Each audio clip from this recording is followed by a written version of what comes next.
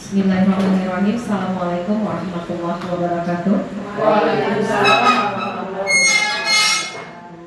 Segala puji hanya milik Allah Subhanahu wa Ta'ala, yang mana berkat rahmat dan nikmat yang Allah berikan kepada kita bersama. Alhamdulillah, pada detik ini, pada saat ini sebentar lagi kita akan melaksanakan diseminasi budaya positif dari calon guru penggerak angkatan 11 oleh Ibu Oktarina. Selawat beserta salam tidak bosan-bosannya kita kirimkan kepada baginda Rasulullah, pahlawan revolusi Islam kita, yakninya Nabi besar Muhammad SAW. Mudah-mudahan dengan dua pusaka murni yang beliau titipkan, beliau tinggalkan kepada kita bersama, mudah-mudahan bisa menjadi pedoman kita hidup di dunia dan ke akhirat menuju jannahnya Allah. Amin ya rabbal alamin. Yang terhormat Ibu Kepala Sekolah PT SMP Negeri 27 Solo Selatan beserta Ibu Wakil. Selanjutnya kepada Majelis Guru UPT SMP Negeri 27 Solo Selatan beserta tata usaha, dan yang kita banggakan yaitu guru calon guru penggerak Dewi Oktarina angkatan 11 yang pada sampai titik ini sudah masuk pada modul 1.4 yang sebentar lagi akan menyampaikan diseminasi budaya positif di hadapan kita bersama. Baiklah, kami selaku pembawa acara pada kegiatan kali ini masuk pada acara berikutnya, yaitu menyanyikan lagu kebangsaan Indonesia Raya yang akan dipimpin oleh Ibu Mona Oktarina. Kepada Ibu disilakan, dan hadirin kami mohon berdiri.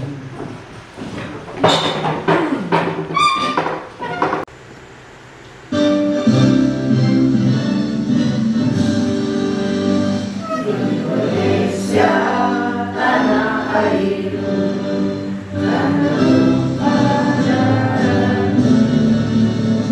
Di sanalah aku berdiri, jadi pandu hidupku.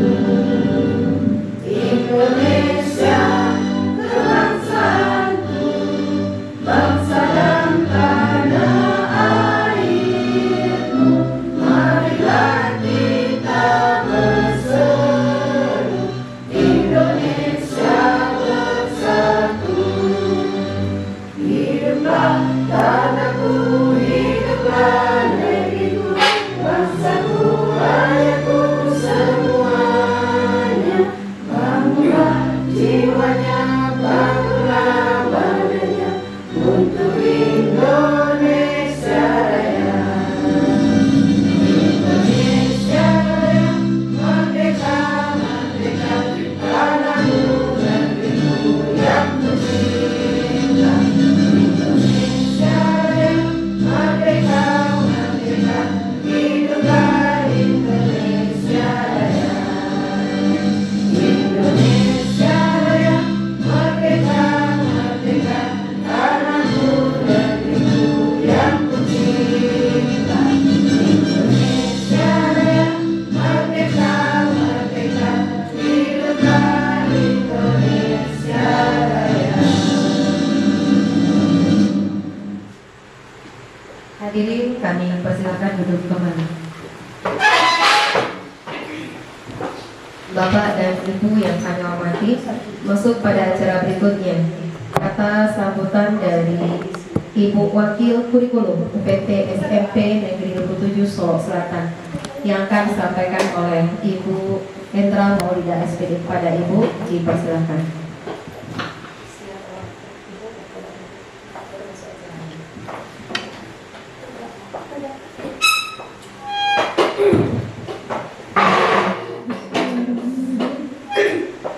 Assalamualaikum warahmatullahi wabarakatuh. Waalaikumsalam.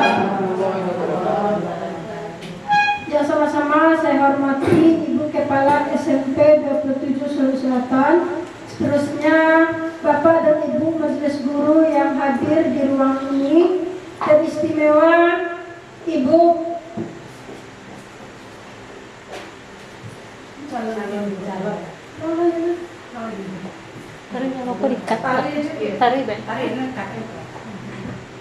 Teristimewa Ibu calon guru penggerak angkatan 11 yang akan melaksanakan acara diseminasi budaya positif.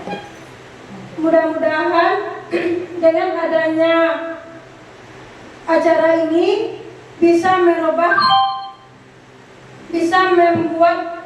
sekolah kita menjadi lebih baik ke depannya. Dan ini adalah calon guru penggerak yang ketiga.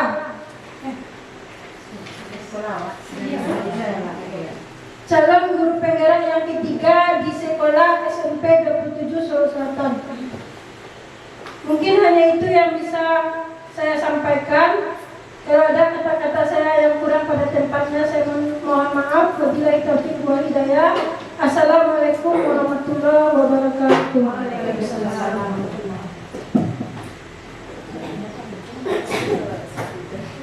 Kami ucapkan kepada Ibu Endra Maulida selaku Wakil Kurikulum di UPT SMP Negeri 27 Solo Selatan.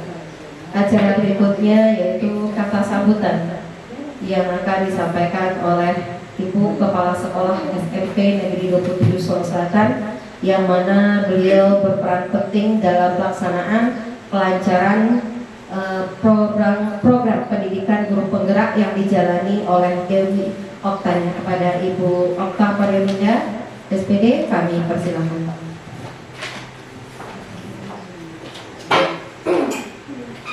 Bismillahirrahmanirrahim. Assalamualaikum warahmatullahi wabarakatuh. Waalaikumsalam.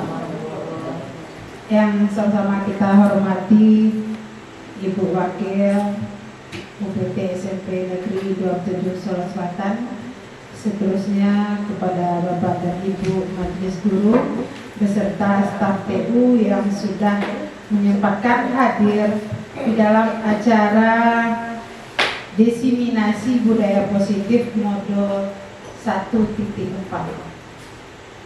Alhamdulillah, marilah sama-sama kita mengucapkan rasa puji dan syukur kehadirat Allah Subhanahu wa taala, yang mana beliau melimpahkan rahmat dan hidayahnya kepada kita semua sehingga kita bisa beraktivitas di SMP Negeri 27 Solo Selatan. Selawat beserta salam marilah sama-sama kita kirimkan kepada Allah Nabi besar Muhammad Sallallahu Alaihi Wasallam. Bapak Ibu yang sama-sama kita hormati, kita ucapkan selamat kepada Ibu CGP Dewi Oktarina angkatan 11 yang sudah lebih kurang 3 bulan menjalani kegiatan CGP. Pada angkatan ini untuk sekolah kita adalah ketiga kalinya. Alhamdulillah, mudah-mudahan ini membawa dampak positif bagi kita semua. Namanya guru penggerak. 2 sudah menjadi guru penggerak, tinggal 1 lagi yang menjadi CGP. Apapun nanti yang akan dihadapi oleh Ibu Dewi Oktarina, semangat sampai akhir tujuan, sampai hilangnya nanti huruf C di depannya. Nah, yang dikatakan dengan diseminasi modul 1.4 budaya positif yang akan dikembangkan nanti oleh Ibu CGP kita, banyak manfaatnya, baik bagi siswa maupun bagi kita sesama rekan sejawat. Di sini karena saya sampaikan tadi sudah 3 angkatan, nanti Ibu Rina bisa berkoordinasi dengan guru yang sudah CGP. Nah, bermurah hati nantinya Ibu yang sudah guru penggerak mengarahkan apa yang kurang paham Ibu Rina, silakan nanti bertanya. Jadi tidak ada istilahnya nanti terkendala, karena angkatan ini sudah angkatan ke-11. Jadi jangan nanti sampai merosot. Tapi Ibu Rina orang yang sangat tangguh. tangguh di bidang apapun, baik dari segi keluarga maupun pendidikan untuk sekolah kita. Bergerak, tergerak, nanti tinggal menggerakkan. Jadi saya selaku kepala sekolah permohon kepada ibu yang sudah menjadi guru penggerak bisa membimbing calon guru penggerak kita. Akhir kata, saya ucapkan terima kasih kepada Bapak dan Ibu sudah meluangkan waktu untuk Ibu Dewi Oktarina. Apa yang beliau cita-citakan nanti sampailah hendaknya. Ditutup dengan mengucapkan wabillahi taufiq wal hidayah. Wassalamualaikum warahmatullahi wabarakatuh.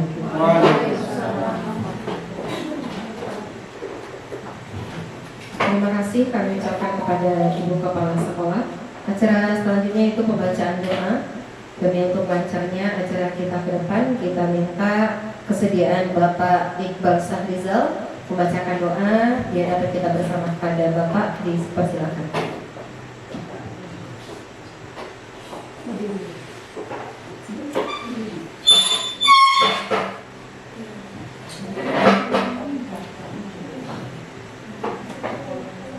Assalamualaikum warahmatullahi wabarakatuh.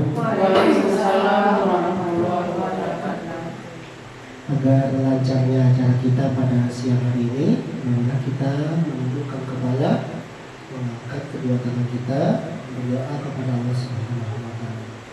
A'udzubillahi minasyaitonirrajim. Bismillahirrahmanirrahim. Alhamdulillahirabbil alamin wassalatu wassalamu ala asyrafil anbiya'i wal mursalin wa ala alihi wa sahbihi rasulillahi ajma'in.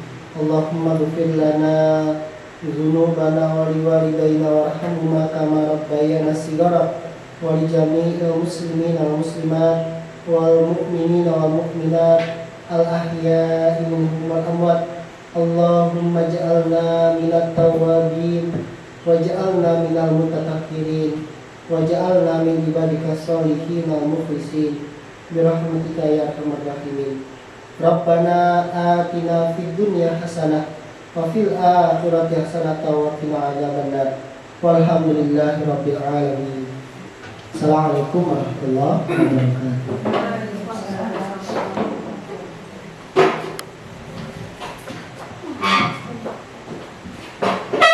Dengan dibacakan doa tadi, semoga Allah dan para malaikatnya meridhoi apa yang akan kita laksanakan sebentar lagi. Masuk pada acara inti, yaitu penyampaian diseminasi budaya positif yang akan disampaikan oleh calon guru penggerak Ibu Dewi Oktarina. Kepada Ibu kami persilakan.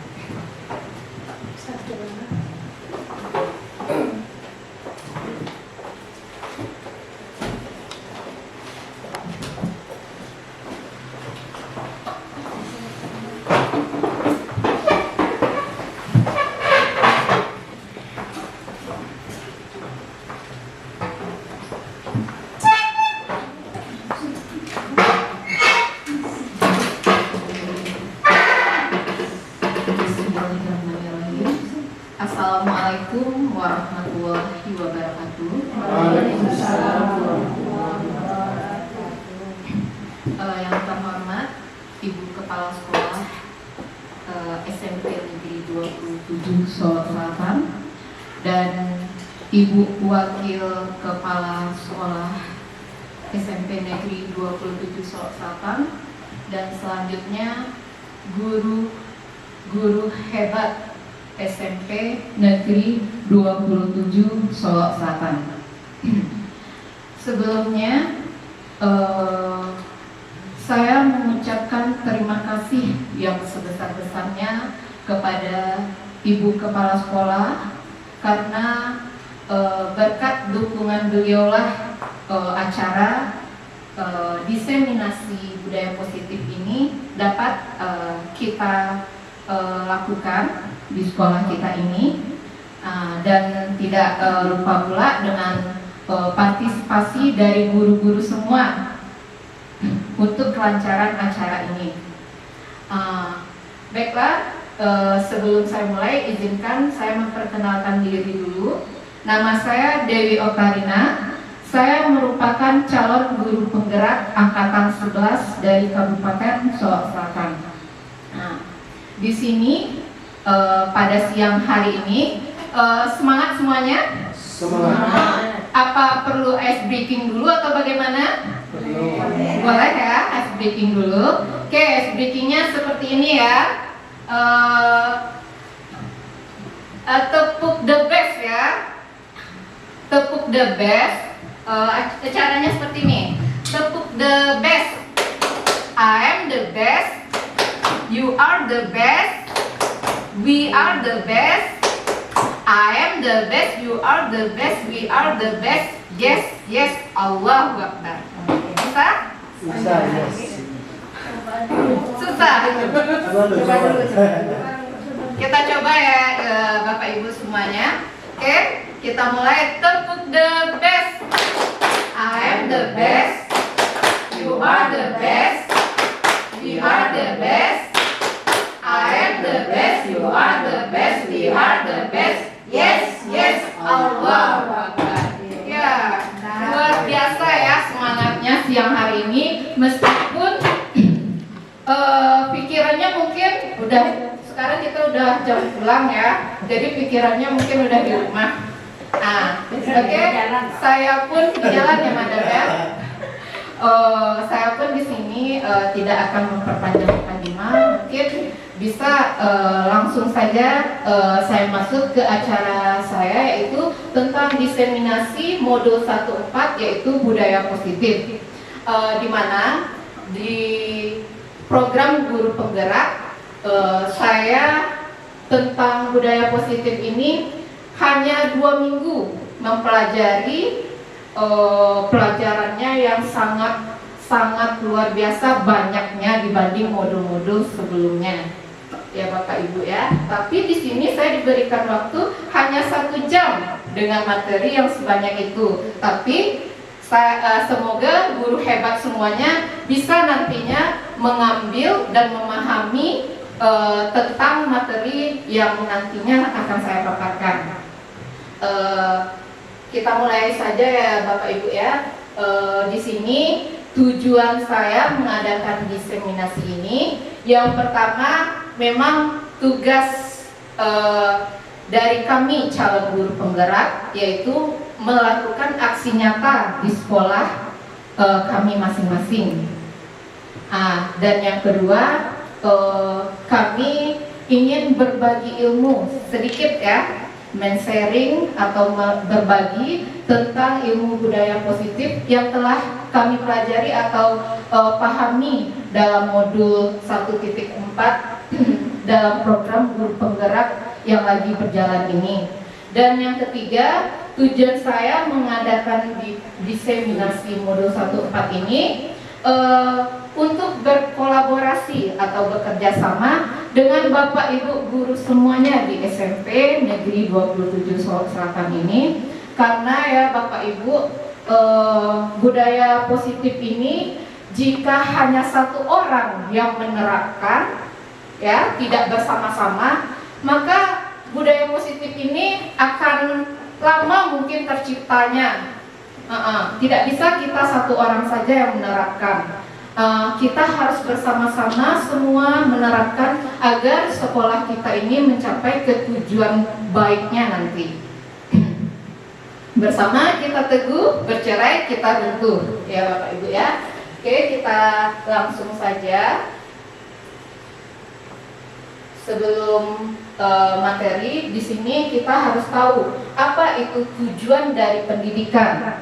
Menurut KHD, tujuan pendidikan adalah menuntun segala kodrat yang ada pada anak-anak agar mereka dapat mencapai keselamatan dan kebahagiaan yang setinggi-tingginya, baik sebagai manusia maupun sebagai anggota masyarakat.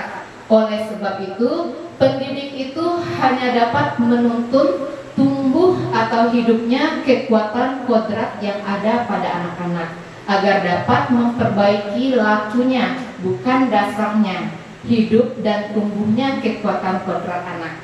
Di sini ada kata menuntun. Kira-kira apa itu menuntun Bapak Ibu? Menuntun, membimbing, ya, membimbing, mengarahkan. Di sini sesuai dengan kodrat anak kita tadi, kita tidak dapat memperbaiki lakunya, bukan dasarnya, karena dia sudah memiliki keunikan masing-masing, ya Bapak Ibu ya. Oke, lanjut ke budaya positif, di mana budaya positif di sekolah yaitu nilai dan kebiasaan di sekolah yang berpihak pada murid agar mereka dapat berkembang menjadi pribadi yang kritis, penuh hormat dan bertanggung jawab sesuai dengan profil pelajar Pancasila. Selanjutnya, konsep utama budaya positif ini ada 7. Berantakan ya Bu ya di sini.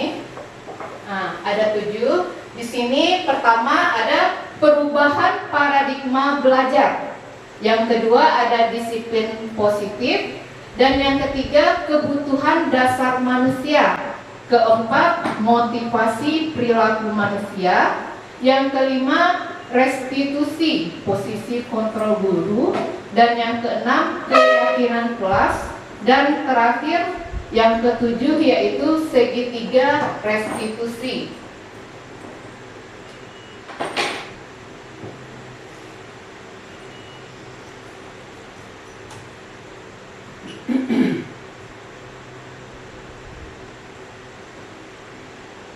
Pertama, perubahan paradigma belajar.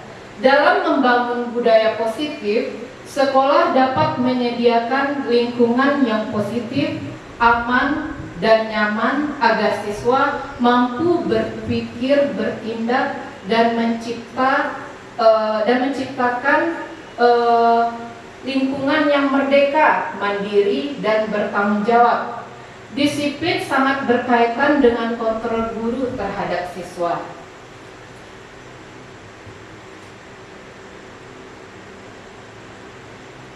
Oke, Bapak Ibu semuanya, di sini kita melakukan sebuah permainan ya Bapak Ibu ya, tentang cobalah buka. Di sini Anda dan teman Anda akan melakukan kegiatan cobalah buka. Anda adalah A. Tugas Anda adalah mengepalkan salah satu tangan Anda. Coba Anda bayangkan bahwa Anda menyimpan sesuatu yang sangat berharga di dalam kepalan tangan Anda. Dan Anda perlu menjaga benda tersebut sekuat tenaga Anda karena begitu pentingnya untuk kehidupan Anda. Dan tugas B atau rekan Anda di sini adalah mencoba dengan segala cara untuk membuka kepalan tangan Anda. Dan teman Anda yang B boleh membujuk, mengintimidasi, memarahi, menggoda, menghardik, menggelitik, bahkan menawari Anda uang agar Anda bersedia membuka kepalan tangan Anda. Oke, mungkin bisa dilakukan Bapak Ibu. Yang mana yang rekan A-nya dan rekan B-nya yang melakukan sebuah kepalan tangan ya. Dan salah satunya berusaha untuk membuka kepalan tangan. Ini kita bayangkan di kepalan tangan ini sesuatu yang sangat-sangat berharga ya Bapak Ibu ya. Jadi kira-kira rekan sebelahnya berhasil atau tidak membuka kepalan tangan ini? Mulai terbuka ya, terbuka ya Bude ya. Bude ujung buka.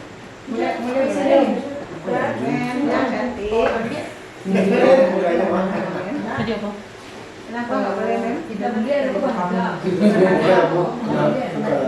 Masa bisa gitu bahannya Mem? Ada sesuatu yang kita. Bisa tanya Ulina. Kalau Mi, coba dulu. Saya ganti dengan yang lain. Dicoba sekuat tenaga Ibu. Dan berbagai cara mungkin tidak bisa. Ustaz lain. Mungkin boleh ditawari beberapa uang Ibu. Ada apa di dalam sini? Agar bisa Ibu mau nanya membuka kepalan tangannya. Dikasih mau, dikasih motor gantinya mau. Kasih kunci mobil.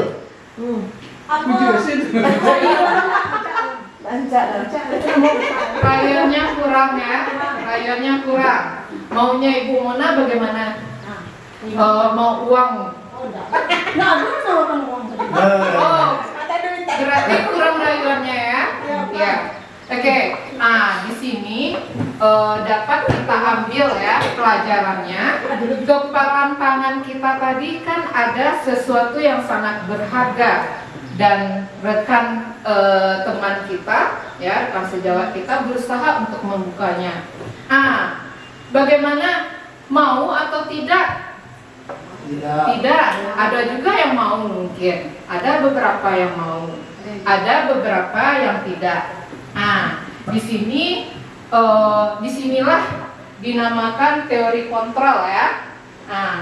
Teori kontrol itu bukan orang lain yang mengontrol, tetapi kita ya. Karena kepalan tangan ini kita ya, berarti kita yang mengontrol. Berarti di sini sesuatu apapun kekuatannya ada pada diri kita, bukan orang lain. Jadi kira-kira kita tidak bisa memaksa kehendak kita kepada orang lain atau memaksa Ibu Mona untuk melakukan itu. Berarti sama kita dengan anak kita. Kita paksa anak kita kira-kira dia mau atau tidak. Mungkin mau, tapi karena paksaan tadi, karena terpaksa, bukan dari kesadarannya untuk melakukan itu. Di sini ada perubahan paradigma belajar, perubahan paradigma teori kontrol atau ilusi kontrol. Dr. William Glasser. Yang pertama, ilusi guru mengontrol murid ya. Di sini duduk rapi, kata kita sama anak kita kan. Berarti kan duduk rapi kira-kira menyuruh anak kita untuk duduk rapi. Pasti ada anak yang duduk rapi, ada juga tidak. Karena di sini ilusi kontrolnya yaitu guru mengontrol murid. Jadi kita sebagai guru tidak bisa mengontrol murid tersebut. Mungkin murid tersebut pengen, nggak usah duduk rapi. Tapi kalau dia piti beko, yolah duduk rapi wak gitu kan. Atau diiming-imingi yang lain baru dia mau. Yang kedua di sini ada ilusi bahwa semua penguatan positif efektif dan bermanfaat. Dan yang ketiga ilusi bahwa kritik dan membuat orang merasa bersalah dapat menguatkan karakter. Dan yang terakhir ada ilusi bahwa orang dewasa memiliki hak untuk memaksa. Oke, selanjutnya disiplin positif. Apa makna dari disiplin? Disiplin berasal dari bahasa Latin atau disiplina yang artinya belajar. Makna asal dari kata ini berkonotasi dengan disiplin diri dari murid-murid Socrates dan Plato. Disiplin diri membuat orang menggali potensinya menuju sebuah tujuan apa yang dia hargai. Namun dalam budaya kita, makna kata disiplin telah berubah menjadi sesuatu yang dilakukan seseorang pada orang lain untuk mendapatkan kepatuhannya. Sambil mendengarkan boleh makan snacknya ya, silahkan. Kecenderungan umum adalah menghubungkan kata disiplin dengan ketidaknyamanan, bukan dengan apa yang kita hargai atau pencapaian suatu tujuan mulia. Disiplin adalah kemampuan memerintah diri sendiri dalam mengontrol dan menguasai diri untuk memilih tindakan yang mengacu pada nilai-nilai yang kita hargai dengan penuh tanggung jawab tanpa terperintah orang lain. Nilai-nilai yang kita hargai adalah nilai kebajikan, sifat positif manusia yang merupakan tujuan mulia yang ingin dicapai setiap individu, yaitu nilai-nilai dalam profil pelajar Pancasila. Poin ketiga, kita masuk ke kebutuhan dasar manusia. Di sini ada 5 kebutuhan dasar manusia. Realitas atau kebutuhan setiap orang berbeda. kita harus berusaha memahami pandangan orang lain tentang dunia. Setiap orang memiliki gambaran yang berbeda. Di sini ada survival, ya, ada penguasaan, ada kebebasan, kesenangan, cinta kasih atau diterima. Survival ini seperti makanan, kebutuhan kita, makan, minum, penguasaan, kebebasan, kesenangan, cinta kasih. Mungkin dapat kita bedakan nanti setelah kita studi kasus, ya. Nah, kasusnya seperti ini. Ibu Ria, guru kelas 6 di SD Permai, sedang bingung menghadapi ulah salah satu murid di kelas yang bernama Agus. Beberapa anak telah datang dan mengeluhkan Agus yang seringkali meminta bekal makan siang mereka dengan paksa. Jika Anda menghadapi situasi seperti Ibu Ria, apa yang akan Anda lakukan? Menurut Anda, kira-kira apa alasan Agus melakukan hal itu? Oke, kira-kira apa Bapak Ibu? Di sini ada Ibu Ria dari guru kelas 6 di SD Permai sedang bingung menghadapi ulah salah satu murid di kelas. Apa ada terjadi kasus seperti ini di sekolah kita Bapak Ibu? Ada yang hobi mengambil makanan temannya, bekal temannya. Ada ya Bapak Ibu ya? Nah, bagaimana menurut Bapak Ibu? Kira-kira apa alasan anak kita tersebut mengambil makanan dari temannya itu? Lapar, ya. Mungkin ada yang lain selain lapar, mungkin dia senang. Usil. Pengen coba. Oh, nggak punya duit, ya. Kurang duit belanjanya yang diberikan orang tuanya. Usil, ya Ibu Marnia, usil. Nah, ada juga yang usil ya, dia senang lihat temannya. Nah, padahal lapar tidak, tapi dia senang melihat. Agus lapar dan orang tuanya tidak membawakan bekal makan siang. Nah, dan yang kedua, Agus merasa bosan dengan bekal yang dibawakan orang tuanya karena selalu bekal yang sama. Berarti di sini Agus membutuhkan kebebasan atau freedom. Dan yang ketiga, teman Agus jadi perhatian dengan si Agus. Berarti si Agus tadi menjadi menjadi lebih diperhatikan. Berarti di sini ada dia butuh cinta dan butuh kasih sayang ya. Berarti kurang cinta dan kasih sayang dari sejawatnya di sini. Dan yang keempat ada Agus hanya iseng dan dia menikmati ekspresi wajah temannya yang kesal. Berarti di sini alasannya fun ya, kesenangan, hanya kesenangan.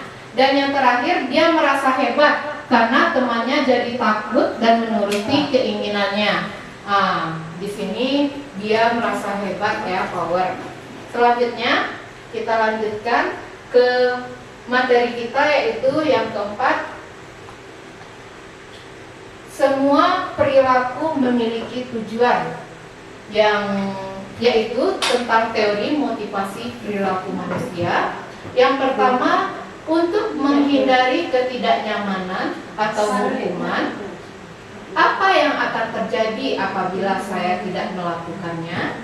Di sini merupakan motivasi eksternal ya, untuk menghindari ketidaknyamanan atau hukuman dia melakukan itu. Dan yang kedua di sini untuk mendapatkan imbalan dari orang lain atau institusi.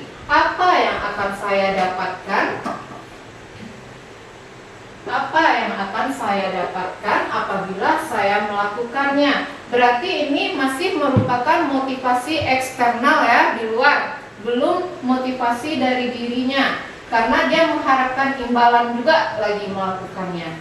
Dan yang ketiga di sini untuk menghargai diri sendiri. Di sini saya akan menjadi orang yang seperti apa bila saya melakukannya. Ini merupakan motivasi internal atau tujuan dari disiplin positif ini. Lanjut ke hukuman dan sanksi atau konsekuensi. Di sini ada ya kasus si Iva. Iva kurang menguasai pelajaran matematika. Kamu kenapa terlambat lagi, nak? Ya Tuhan, Naren. Kamu senang ya bikin ibu susah ya? Kalau kamu terlambat lagi, nanti ibu yang ditegur bapak kepala sekolah. Disangka ibu tidak bisa Gimana ini? Bu Gusti Naren. Kamu suka ya kalau ibu tegur bapak kepala sekolah? Terus, sekarang ibu harus tulis apa ini di buku absen? Ini kamu sudah sering terlambat loh. Ibu harus apa coba? Maaf sekali. Ya sudah, lain kali jangan bikin ibu susah lagi ya nak ya. Ibu tidak akan kuat lagi kalau kamu begini terus. Bisa jantungan kalau ibu tegur bapak kepala sekolah. Sana cepat ke kelas. Maaf ya Bu. Maaf sekali.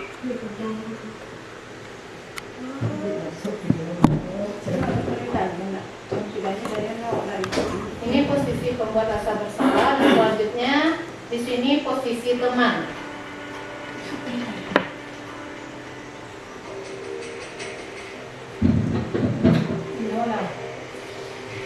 Daniel. Naren,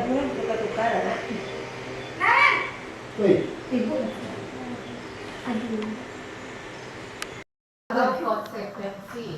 Iva di sini kurang menguasai pelajaran matematika, sehingga pada saat pelajaran tersebut berlangsung, dia lebih banyak berdiam diri atau menggambar di buku pelajarannya. Pada saat guru matematikanya, Pak Seno, menanyakan pertanyaan Iva, menjadi gugup dan tak sengaja dia menjatuhkan tasnya dari kursi, serta tiba-tiba dia menjadi gagap. Pada saat berupaya menjawab pertanyaan dari Pak Seno, seluruh kelas pun tertawa melihat perilaku Iva yang berbicara tergagap dan terkejut tersebut. Pak Seno pada saat itu membiarkan teman-teman Iva menertawakan Iva yang tergagap dan malu luar biasa, dan malahan minta si Iva ini untuk maju ke depan dan berdiri di depan kelas sambil menunjuk hidungnya karena tidak bisa menjawab pertanyaan dari Pak Seno ini. Kelas makin gaduh dan anak-anak pun tertawa melihat Iva di depan kelas memegang ujung hidungnya. Pertama, apakah Anda setuju dengan tindakan Pak Seno terhadap Iva? Bagaimana Bapak Ibu? Apakah Bapak Ibu setuju dengan tindakan Pak Seno tadi terhadap Iva? Tidak. Mengapa? Iya, karena tindakan dari Pak Seno ini membunuh karakter anak.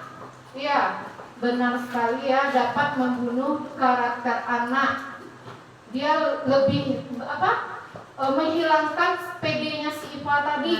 Nah, membuli ya Bapak Ibu ya. Nah, menurut Anda tindakan Pak Seno terhadap Iva adalah sebuah hukuman atau konsekuensi? Konsekuensi atau hukuman? Hukuman. Kira-kira mengapa Bapak Ibu? Kenapa hukuman?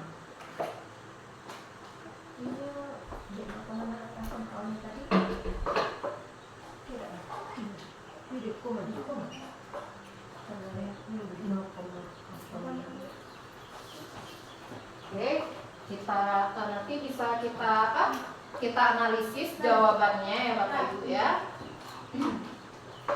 Di sini ada hukuman dan sanksi serta konsekuensi. Di sini hukuman adalah sesuatu yang menyakitkan harus terjadi. Konsekuensi sesuatu yang harus terjadi. Dan di sini hukuman itu tidak nyaman untuk murid atau anak untuk jangka waktu yang panjang, dan konsekuensi tidak nyaman untuk murid atau anak untuk jangka waktu yang pendek. Jadi hukuman hukuman ini jangka waktunya panjang efeknya ke anak, dan kalau konsekuensi ini jangka waktunya pendek, dan hukuman korbannya mendapat keadilan, sedangkan konsekuensi korban bisa diabaikan, dan hukuman murid atau anak akan tersakiti. Murid atau anak dibuat tidak nyaman kalau di dalam konsekuensi, dan hukuman perilaku pasif atau agresif lebih meningkat, dan konsekuensi penguatannya hanya bertahan dalam jangka waktu yang pendek.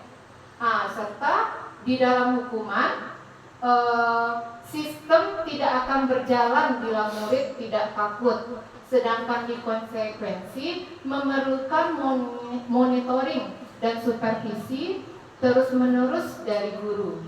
Dan hukuman selanjutnya berlaku hanya pada sebuah institusi, tidak berlanjut pada kehidupan nyata. Sedangkan konsekuensi membantu penerapan mengikuti peraturan dalam masyarakat. Dan hukuman peraturannya adalah kamu harus, dan konsekuensi apa peraturannya, mampukah kamu melakukannya. Dan hukuman selanjutnya ada murid atau anak membenci yang namanya peraturan. Di konsekuensi murid atau anak menghormati peraturan, di mana di sini hukuman tersebut merupakan identitas gagal, sedangkan di konsekuensi kita merubah identitas gagal tersebut menjadi identitas sukses. Di sini ada ya Bapak Ibu contoh seperti ya, mari kita berlatih membedakan antara hukuman atau konsekuensi. Lari mengelilingi lapangan basket 2 kali karena terlambat hadir di sekolah. Kira-kira itu hukuman atau konsekuensi Bapak Ibu? Hukuman. Oke, selanjutnya membersihkan coretan yang dibuatnya di meja tulis. Sanksi, konsekuensi. Ya. Selanjutnya, murid diminta untuk push up 15 kali karena tidak menggunakan masker ke sekolah. Ini hukuman atau konsekuensi? Hukuman. Menggantikan kertas tugas teman yang telah dicoret-coret. Hukuman atau konsekuensi? Konsekuensi. Dan berjemur di lapangan basket pukul 12 siang karena mengobrol dengan teman. Hukuman. Murid diminta bertelanjang kaki sepanjang hari karena tidak menggunakan sepatu warna hitam sesuai peraturan sekolah. Hukuman ya Bapak Ibu, berdiri di depan kelas sambil mengangkat kaki 1 karena tidak bisa menjawab pertanyaan. Hukuman atau konsekuensi Bapak Ibu? Hukuman. Ya. Di sini hukuman atau konsekuensi sepertinya yang bisa kita ambil ya Bapak Ibu ya. Konsekuensi ini berkaitan dengan apa namanya, sinkron ya Bapak Ibu ya, sinkron dengan apa yang dilakukannya dan nanti berefeknya konsekuensinya sesuai dengan apa yang dilakukannya gitu. Konsekuensi IPA di sini kurang menguasai pelajaran matematika, sehingga pada saat pelajaran tersebut berlangsung dia lebih banyak berdiam diri atau menggambar di buku pelajarannya. Pada saat guru matematikanya, Pak Seno, menanyakan pertanyaan IPA menjadi gugup dan tak sengaja dia menjatuhkan tasnya dari kursi. Serta tiba-tiba dia menjadi gagap pada saat berupaya menjawab pertanyaan dari Pak Seno. Seluruh kelas pun tertawa melihat perilaku IPA yang berbicara tergagap dan terkejut tersebut. Pak Seno pada saat itu membiarkan teman-teman IPA menertawakan IPA yang tergagap dan malu luar biasa, dan malahan minta si IPA ini untuk maju ke depan dan berdiri di depan kelas sambil menunjuk hidungnya karena tidak bisa menjawab pertanyaan dari Pak Seno ini. Kelas makin gaduh dan anak-anak pun tertawa melihat IPA di depan kelas memegang ujung hidungnya. Pertama, apakah Anda setuju dengan tindakan Pak Seno terhadap IPA? Bagaimana Bapak Ibu? Apakah Bapak Ibu setuju dengan tindakan Pak Seno tadi terhadap IPA? Tidak. Tidak. Mengapa? Itu membunuh karakter anak kalau begitu ya. Iya, karena tindakan dari Pak Seno ini membunuh karakter anak. Iya, benar sekali ya, dapat membunuh karakter anak. Dia lebih menghilangkan PD-nya si IPA tadi. Nah, membuli ya Bapak Ibu ya. Nah, menurut Anda tindakan Pak Seno terhadap IPA adalah sebuah hukuman atau konsekuensi? Konsekuensi atau hukuman? Hukuman. Kira-kira mengapa Bapak Ibu? Kenapa hukuman?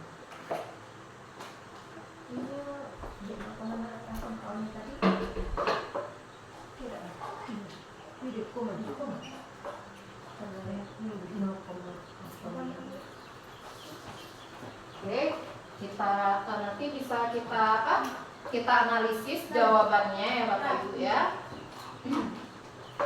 Di sini ada hukuman dan sanksi serta konsekuensi. Di sini hukuman adalah sesuatu yang menyakitkan harus terjadi. Konsekuensi sesuatu yang harus terjadi. Dan di sini hukuman itu tidak nyaman untuk murid atau anak untuk jangka waktu yang panjang, dan konsekuensi tidak nyaman untuk murid atau anak untuk jangka waktu yang pendek. Jadi hukuman ini jangka waktunya panjang efeknya ke anak, dan kalau konsekuensi ini jangka waktunya pendek. Dan hukuman korbannya mendapat keadilan, sedangkan konsekuensi korban bisa diabaikan. Dan hukuman murid atau anak akan tersakiti. Murid atau anak dibuat tidak nyaman kalau di dalam konsekuensi. Dan hukuman perilaku pasif atau agresif lebih meningkat. Dan konsekuensi penguatannya hanya bertahan dalam jangka waktu yang pendek. Serta di dalam hukuman sistem tidak akan berjalan bila murid tidak takut. Sedangkan di konsekuensi memerlukan monitoring dan supervisi terus-menerus dari guru. Dan hukuman selanjutnya berlaku hanya pada sebuah institusi, tidak berlanjut pada kehidupan nyata. Sedangkan konsekuensi membantu penerapan mengikuti peraturan dalam masyarakat. Dan hukuman peraturannya adalah kamu harus, dan konsekuensi apa peraturannya, mampukah kamu melakukannya. Dan hukuman selanjutnya ada murid atau anak membenci yang namanya peraturan. Di konsekuensi murid atau anak menghormati peraturan, di mana di sini hukuman tersebut merupakan identitas gagal, sedangkan di konsekuensi kita merubah identitas gagal tersebut menjadi identitas sukses. Di sini ada ya Bapak Ibu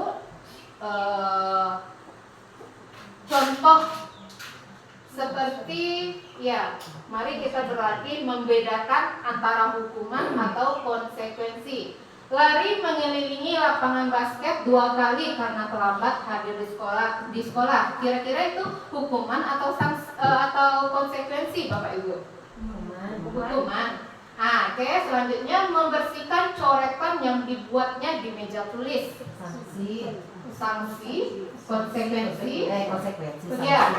Selanjutnya, murid diminta untuk push up 15 kali karena tidak menggunakan masker ke sekolah. Ini hukuman atau konsekuensi? Hukuman. Menggantikan kertas tugas teman yang telah dicoret-coret. Hukuman atau konsekuensi? Konsekuensi. Dan berjemur di lapangan basket pukul 12 siang karena mengobrol dengan teman. Hukuman. Murid diminta bertelanjang kaki sepanjang hari karena tidak menggunakan sepatu warna hitam sesuai peraturan sekolah. Hukuman ya Bapak Ibu, berdiri di depan kelas sambil mengangkat kaki 1, karena tidak bisa menjawab pertanyaan. Hukuman atau konsekuensi, Bapak Ibu? Hukuman. Ya. Di sini hukuman atau konsekuensi. Sepertinya yang bisa kita ambil ya Bapak Ibu ya. Konsekuensi ini berkaitan dengan apa?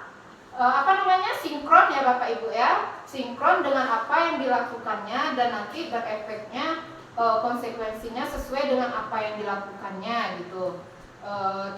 Kira-kira Bapak Ibu sudah paham atau belum membedakan antara hukuman dan konsekuensi? Sudah. Nah, bisa kita lanjut ke yang poin 5 tentang restitusi posisi kontrol guru. Ada pertama sebagai penghukum, dan kedua pembuat merasa bersalah, yang ketiga teman, dan yang keempat pemantau, dan yang kelima manajer.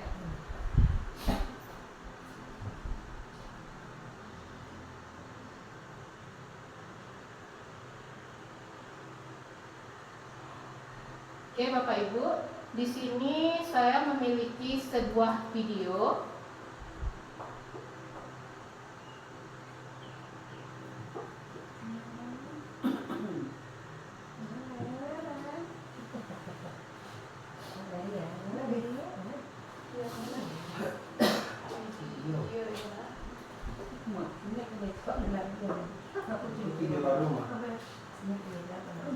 Di sini posisi sebagai penghukum ya Bapak Ibu ya.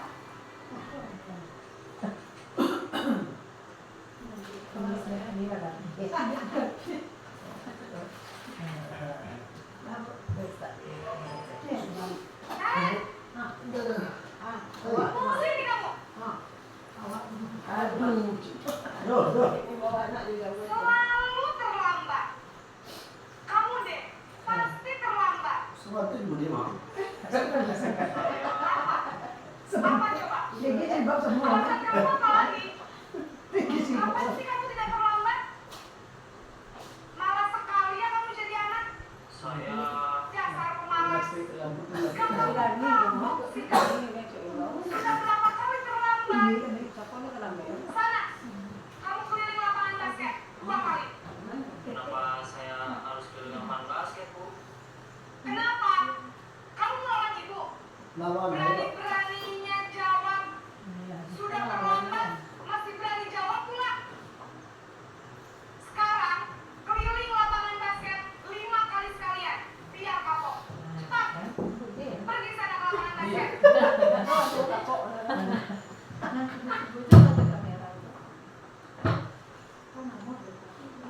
Oke, selanjutnya ada posisi pembuat rasa bersalah.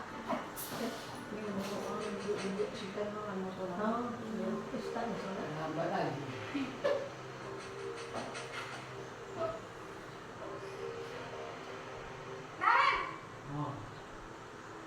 Halo lagi, Bu. Naren.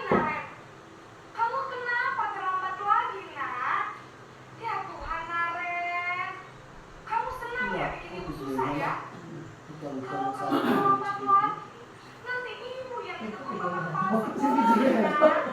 Disangka ibu tidak bisa gimana ini? Maaf, Duh, Gusti Naren. Kamu suka ya kalau ibu ditegur bapak kepala sekolah?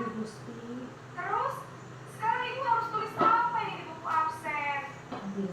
Ini kamu sudah sering terlambat loh. Ibu harus apa coba? maaf sekali. Ya sudah, lain kali jangan bikin ibu susah lagi ya nak ya. Ibu tidak akan kuat lagi kalau kamu begini terus. Bisa jantungan kalau ibu ditegur bapak kepala sekolah. Sana cepat ke kelas. Maaf ya, Bu. Maaf sekali.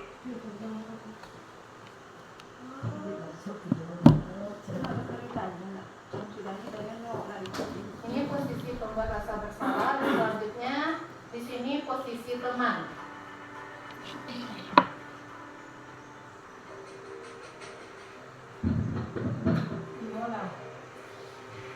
Daniel.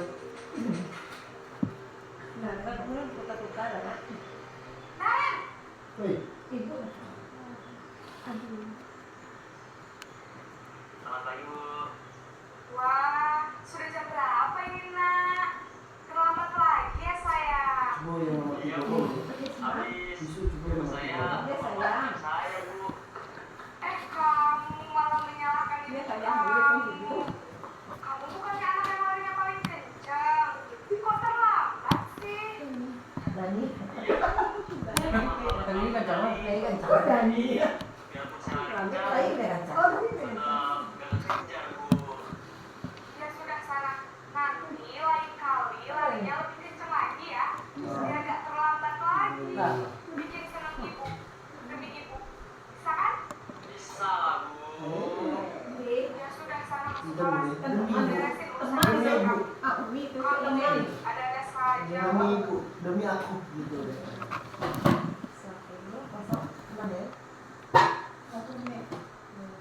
Selanjutnya ini posisi pemantau.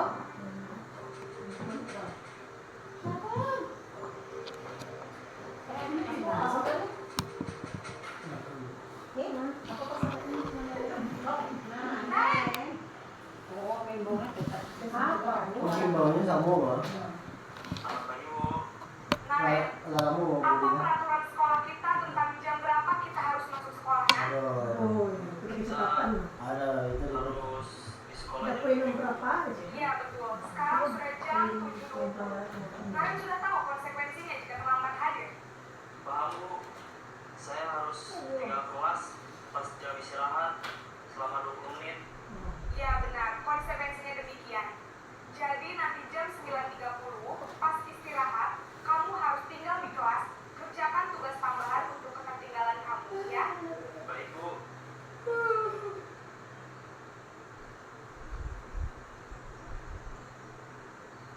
Selanjutnya di sini posisi manajer.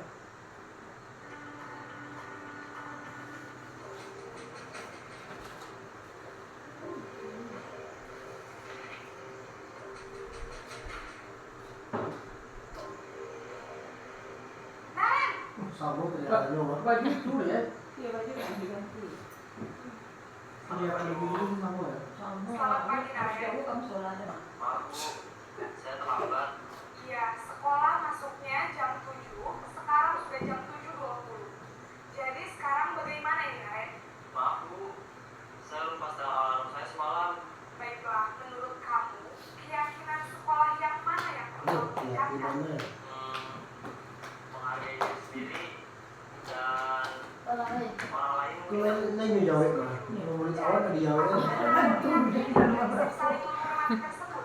Iya, Bu. Saya punya. Apakah Naren bersedia memperbaiki masalah keterlambatan? Bagaimana?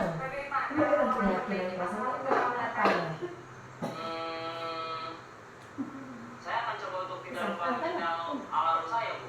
Baik, kalau Naren lupa menyetel alarm di rumah, ada orang yang kira-kira bisa bantu mengingatkan tidak?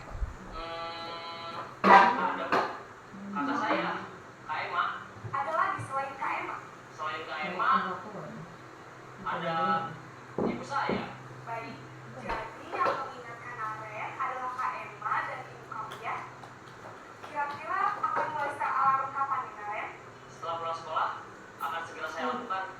Baik, jadi Naren akan setel alarm bangun besok pagi dan akan dilakukan oleh Kamsa dan ibu dan Naren ya. Ada lagi yang mungkin perlu dilakukan Naren agar tidak terlambat bangun lagi. Tidak ada, Bu. Baik Naren, terima kasih untuk kerjasama kamu. Sekarang kamu perlu kembali ke kelas untuk belajar. Terima kasih. Baiklah Bapak Ibu, dari posisi kontrol ini, posisi manajer inilah yang diharapkan guru dapat menerapkannya ya Bapak Ibu. Dan untuk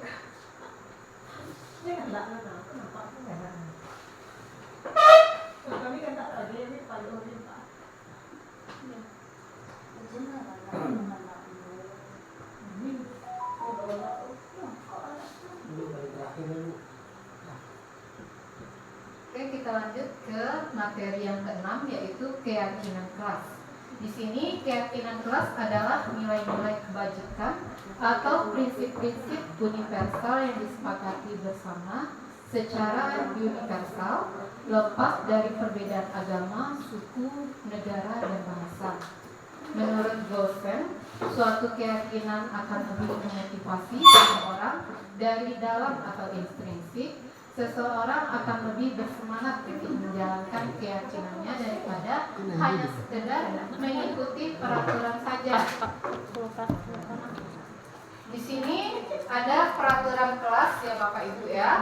Peraturan kelas yang setelah itu kita rubah menjadi keyakinan kelas, dan keyakinan kelas tadi kita buat lingkungan yang positif. Dengan lingkungan yang positif tadi terbentuklah budaya yang positif.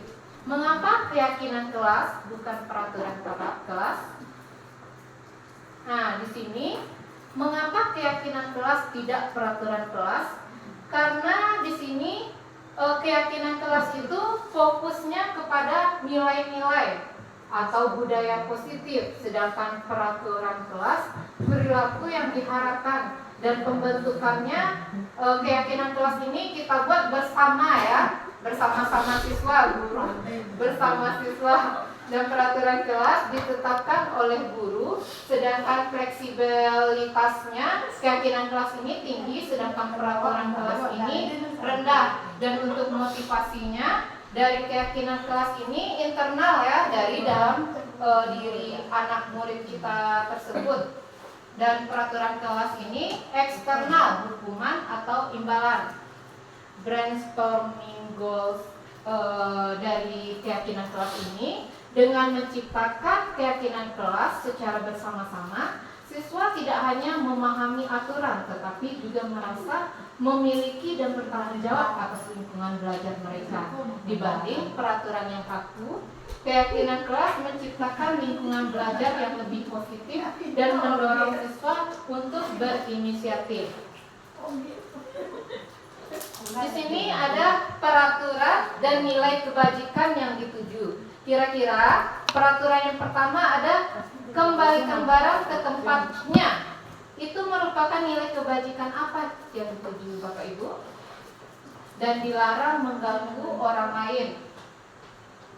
Hadir di sekolah 15 menit sebelum pembelajaran dimulai, dilarang melakukan kekerasan, dilarang menggunakan narkoba, bergantian atau menunggu giliran, menggunakan masker, dan jangan berlari di kelas atau koridor.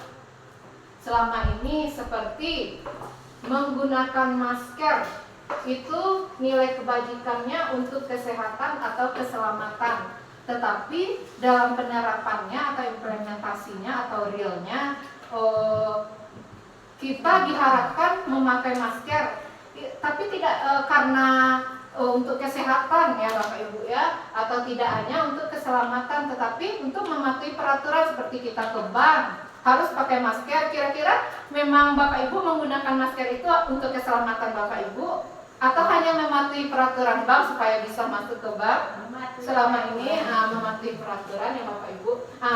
Peraturan yang seperti itulah kita buat keyakinan kelas dan nilai kebajikan yang ditujunya tidak seperti itu lagi. Kita robahlah nilai kebajikan itu seperti menggunakan masker itu merupakan untuk kesehatan, keselamatan, bukan untuk mematuhi peraturan saja. Oke, kita lanjut ke pembentukan keyakinan kelas, di mana keyakinan kelas ini bersifat lebih abstrak daripada peraturan dan lebih rinci dan konkret. Keyakinan kelas ini berupa pernyataan universal. Pernyataan keyakinan kelas ini dibuat dalam bentuk positif, dan keyakinan kelas ini hendaknya tidak terlalu banyak sehingga mudah diingat dan dipahami. Keyakinan kelas ini juga sesuatu yang dapat diterapkan di lingkungan tersebut. Semua warga kelas ikut berkontribusi dalam pembuatan keyakinan kelas lewat kegiatan curah pendapat, bersedia meninjau kembali keyakinan kelas dari waktu ke waktu. Selanjutnya materi kita yang terakhir yaitu segitiga restitusi. Di sini proses menciptakan kondisi bagi murid untuk memperbaiki kesalahan mereka sehingga mereka bisa kembali pada kelompok mereka dengan karakter yang lebih kuat. Melalui restitusi, guru dapat membantu murid menjadi lebih memiliki tujuan, disiplin positif, serta memulihkan dirinya setelah berbuat salah. Dan yang kedua, membantu murid untuk jujur pada diri sendiri dan mengevaluasi dampak dari kesalahan yang dilakukan. Dan yang ketiga, memberikan penawaran, bukan paksaan. Di sini ada segitiga restitusi. Langkah awal yang kita lakukan yaitu menstabilkan identitas. Cara kita menstabilkan identitas ini bisa dengan kata-kata setiap orang pasti pernah melakukan kesalahan dan kamu bukan satu-satunya yang pernah melakukan ini. Dan selanjutnya kita menanyakan atau memvalidasi tindakan yang salahnya. Kamu dengan pertanyaan, kamu tentu punya alasan mengapa melakukan itu, dan adakah cara yang lebih efektif untuk mendapatkan apa yang kamu butuhkan. Dan yang terakhir, kita menanyakan keyakinan, nilai apa yang telah kita sepakati dan kamu ingin menjadi orang yang seperti apa. Tahapan segitiga restitusi ada menstabilkan identitas dan validasi tindakan yang salah dengan kata-kata yang saya sampaikan tadi dan menanyakan keyakinan. Di sini untuk terakhirnya saya akan memberikan contoh dari segitiga restitusi.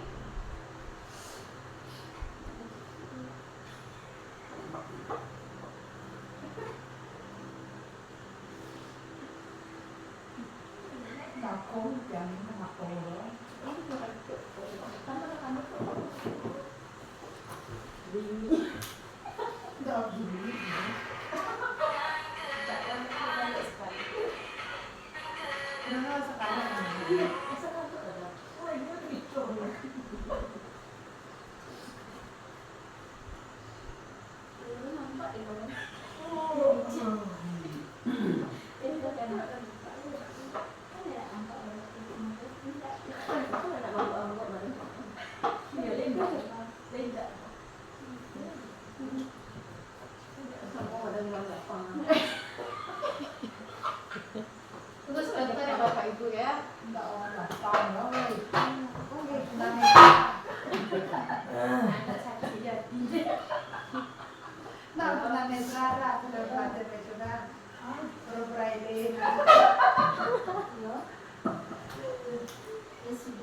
Kamu tugas demo nggak Kak?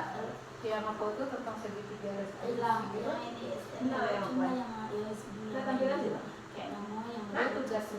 Tugas yang tentang segitiga restitusi.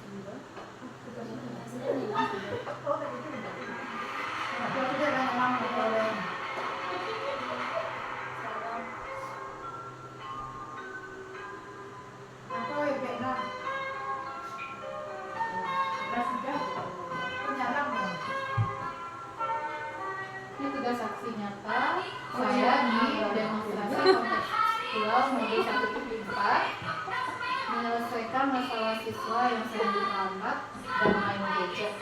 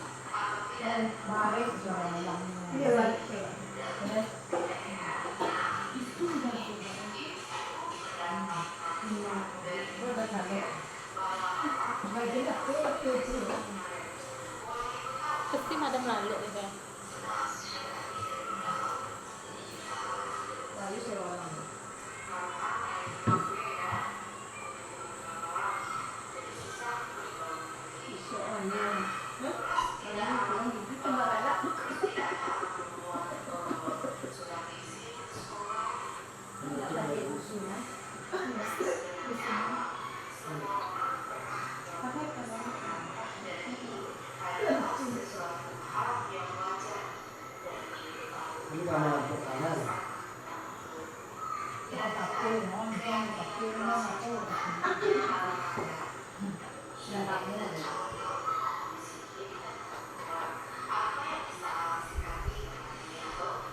contoh tentang segitiga restitusi ya Bapak Ibu ya.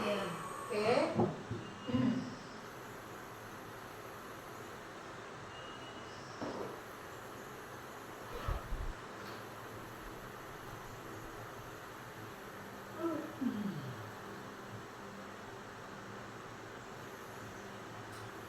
Habis ya Bapak Ibu ya.